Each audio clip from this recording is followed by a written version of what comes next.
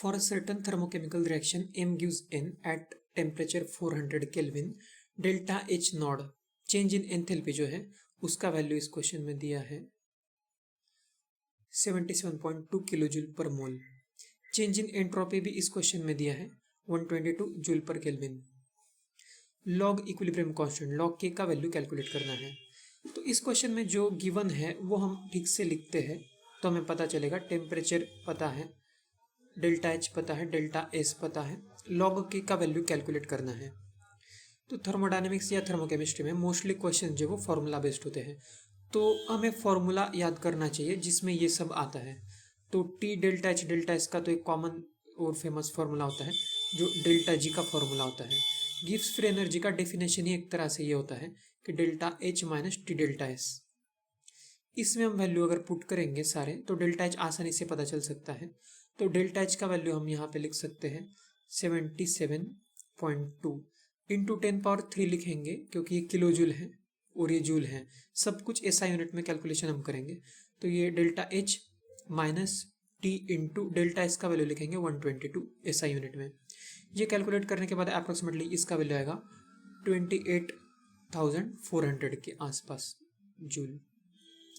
तो delta G यहाँ से पता चल जाएगा। डेल्टा जी कैलकुलेट करने के बाद हमारा एम तो ये है लॉग के फाइंड करना। तो डेल्टा जी लॉग के में कुछ रिलेशन होता है कि इसका भी एक फॉर्मूला है जो इनसाइट में इक्विलिब्रियम चैप्टर में भी और थर्मोडायनेमिक्स में भी दिया होगा। तो ये फेमस फॉर्मूला है delta G is equal to minus यहाँ पे जी नॉड होता है, delta G naught is equal to minus R T L N K. तो प्रीवियस फॉर्मूला में ये एक्चुअली सारा जो है वो स्टैंडर्ड केस में है, नॉड नॉड होगा सब। तो डेल्टा जी नॉड हमने कैलकुलेट किया है, डेल्टा एच नॉड क्वेश्चन में दिया था। तो minus R T L N K, यहाँ से हम जब वैल्यूज लिखेंगे डेल्टा जी नॉड का वैल्यू हम लिख सकते हैं 28,400।